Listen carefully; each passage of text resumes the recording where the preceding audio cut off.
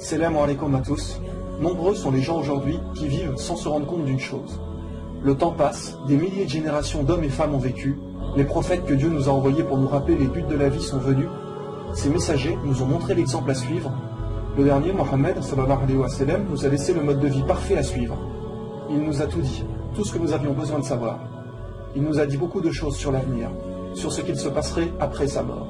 Il nous a prévenus sur les dangers qui viendraient inévitablement, de manière à ce que les musulmans soient prêts et ne soient pas surpris, qu'ils savent à quoi s'attendre pour rester fermes dans leur foi. Dieu ne laisse jamais les croyants dans l'ignorance. Il a transmis à Mohammed sallallahu alayhi wa sallam les signes de la fin des temps. Ne vous rendez-vous pas compte que la mode d'aujourd'hui est l'inverse total de ce que notre prophète nous a dicté de faire? Il nous a recommandé le bien, l'entraide envers les autres, la gentillesse, la douceur, l'aimabilité, la fidélité des maris et épouses, de ne pas être orgueilleux et fiers.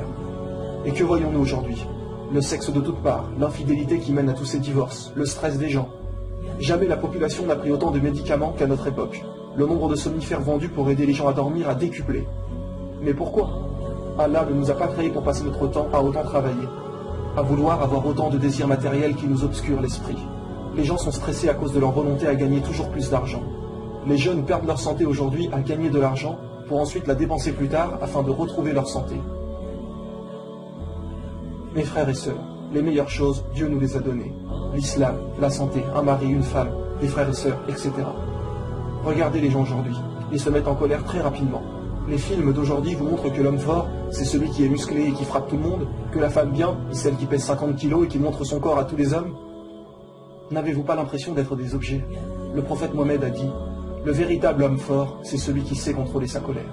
L'homme fort, c'est celui qui, quand il a l'occasion de pouvoir frapper quelqu'un, de se venger de quelque chose, il sait se contrôler et ne le fait pas. Peu de gens sont capables de ça aujourd'hui. Qui sait contrôler ses colères? Quelle femme ou homme, lorsqu'il est énervé, est capable de se calmer comme ça? Un homme est venu voir le prophète et lui a demandé un conseil. Et celui-ci a répondu, ne te mets pas en colère. Plusieurs fois l'homme a reposé la question, et à chaque fois le prophète lui a répondu la même chose, ne te mets pas en colère. Écoutez bien cela, mes frères et sœurs. Le messager d'Allah, que la paix et les bénédictions d'Allah soient sur lui, a dit, celui qui est facile à vivre, calme et doux, Allah lui interdit l'entrée en enfer. Le messager d'Allah a également dit, le bon comportement est la meilleure chose qui ait été donnée aux gens. Mais il nous a également dit que viendra une époque où les gens ne respecteront plus rien ni personne, au point que les enfants insulteront leurs parents, etc. Mes frères et sœurs, ce sont des choses qui se passent aujourd'hui. C'est devenu quelque chose de banal. Et le prophète Mohammed a dit, lorsque viendra cette époque, ce sera la fin des temps. Il nous a bien expliqué que parmi les signes de l'heure, l'apparition de la grossièreté et de l'indécence. L'impudeur et le vice se répandront, avec notamment la généralisation de l'homosexualité et du lesbianisme. Et que se passe-t-il aujourd'hui? Avec le mariage homosexuel autorisé, etc. Ils banalisent de plus en plus ces actes, de manière à ce que cela paraisse normal aux gens. Mais dites-moi, quand nous voyons que lorsqu'un homme et une femme ont des rapports et que cela donne un bébé, c'est bien que les choses doivent normalement aller dans ce sens. Car deux hommes et deux femmes peuvent faire ce qu'ils veulent, ils n'obtiendront jamais un enfant. Le prophète sallallahu alayhi wa sallam disait à ce sujet, la fin du monde n'aura pas lieu tant que les gens ne s'accoupleront pas en public dans la rue comme le font les ânes. Et quand nous voyons aujourd'hui tous les films pornographiques produits, les gens qui n'ont plus aucune pudeur et aucune estime d'eux-mêmes. Parmi les signes de l'heure, la généralisation de l'adultère. Cela n'aurait pas pu se produire à aussi grande échelle avant, car aujourd'hui, avec tous ces moyens de rencontrer des filles ou garçons, avec le téléphone, Facebook, Skype, etc., c'est tellement simple de rencontrer quelqu'un et de commettre l'adultère que tout le monde le fait. Il nous est dit, les femmes seront dévêtues tout en étant habillées. Inutile de trop développer cela, nous le voyons tous les jours aujourd'hui.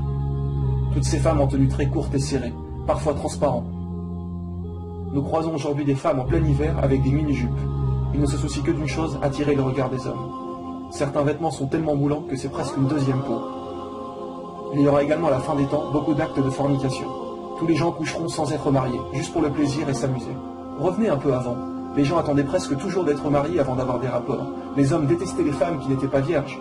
C'était une honte avant de faire cela avant le mariage. Aujourd'hui, il est devenu très difficile de pratiquer correctement sa religion.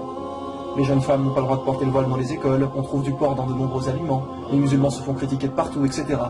Et le prophète a dit, à l'époque de la fin des temps, pratiquer sa religion sera aussi difficile que de tenir une braise dans sa main.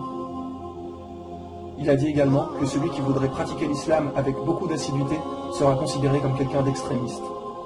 Quand aujourd'hui, vous ne voulez pas écouter de musique, pas boire du tout d'alcool, toujours manger halal, ne pas fréquenter de mauvais endroits, les gens disent très souvent, doucement, il ne faut pas en faire trop non plus, il ne soit pas extrémiste. Eh bien ça, mes frères et sœurs, notre prophète nous l'avait bien également prédit. Parmi les signes de la fin du monde, on accusera l'honnête de trahison et on fera confiance aux traîtres. Et ceux qui gouverneront le monde seront ceux qui le mériteront le moins. Les liens familiaux seront rompus. Quand l'homme obéira à sa femme et se montrera irrespectueux à l'égard de sa mère, quand il favorisera son ami et s'éloignera de son père. Nous le voyons également tous les jours, malheureusement. Les forces de police et de sécurité se multiplieront. Ne voyons-nous pas de plus en plus de policiers autour de nous?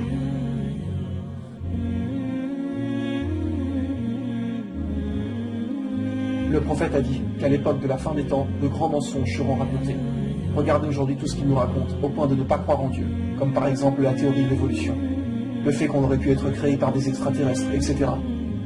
Pour ceux qui auraient encore des doutes, comment un homme au milieu du désert d'Arabie pouvait savoir tout ça? Comment pouvait-il nous donner autant d'exactitude sur l'époque dans laquelle nous vivons? Le prophète a dit, à l'époque de la fin des temps, les grandes distances seront parcourues en un court laps de temps. Et qu'avons-nous aujourd'hui? Les voitures, les TGV, les avions, etc. À l'époque du prophète, les gens ne se déplaçaient qu'en chameau ou en chevaux. Qui pouvait imaginer le moteur à explosion, l'électricité, etc.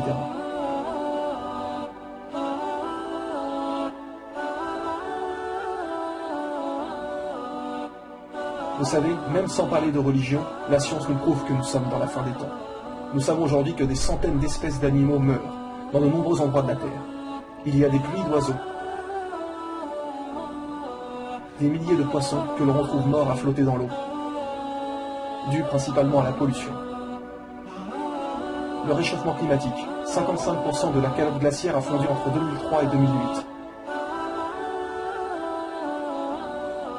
L'économie ne cesse de chuter. Les scientifiques le disent, que la Terre ne pourra pas tenir encore longtemps comme cela. Une guerre est sur le point d'exploser, quand nous voyons ce qui se passe dans les pays arabes, Syrie, Égypte, etc. Et rappelez-vous que jusqu'ici, nous avons mentionné que des signes mineurs. Et ceux-ci sont tous arrivés en une cinquantaine d'années environ, car le prophète a dit qu'une fois le premier signe majeur arrivé, ces signes majeurs se suivraient tels les feuilles qui tombent d'un arbre, donc très rapidement. Et quel est le premier signe majeur? La guerre entre les musulmans et les non-musulmans, ce qui est sur le point d'arriver. Voici encore d'autres signes miraculeux. Le prophète a dit que les signes majeurs n'apparaîtront pas avant que des montagnes à la Mecque n'existent plus. Aujourd'hui, avec tous les travaux qui s'y passent, ils ont rasé des montagnes pour construire des bâtiments. Des montagnes qui existaient encore il y a quelques années, qui ne le sont plus aujourd'hui. Qui pouvait savoir il y a 1400 ans que des montagnes seraient détruites? À l'époque, il n'y avait aucune technologie pour faire cela. Les gens auraient pu douter de ce que disait le prophète, mais aujourd'hui, nous avons la preuve de ce qu'il a dit. Il a également mentionné que si vous voyez la Mecque trouée, c'est que la fin des temps est proche. Encore une fois, sans la technologie actuelle, personne n'aurait pu faire des tunnels comme nous le voyons aujourd'hui. Personne n'aurait pu trouer la montagne partout comme cela. Le prophète sallallahu alayhi wa sallam a également parlé de construction d'immenses bâtiments à la fin des temps. Nous le voyons partout aujourd'hui dans les grandes villes du monde. Mais à la Mecque aussi. Saviez-vous que cette tour est le deuxième plus grand édifice au monde? Il a dit que lorsque vous verriez les bâtiments atteindre le sommet des montagnes, c'est que l'heure aura alors projeté son ombre. Et nous savons que pour certains hadiths, s'il y a une raison valable, il peut être pris métaphoriquement.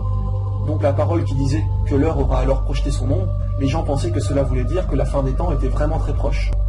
Seulement depuis 2012, nous avons la tour de l'horloge qui projette son ombre sur la Kaaba. Et comment appelle-t-on l'horloge en Arabie Saoudite? As-Saha, qui veut dire l'heure. Donc en réalité, c'est à prendre littéralement. L'heure projette son ombre sur la Kaaba. Rendez-vous compte de la précision des choses. Le prophète nous a tout dit, pour que nous comprenions et sachions que la fin des temps est très proche. Pourquoi ont-ils construit cette tour? Certaines personnes se diront.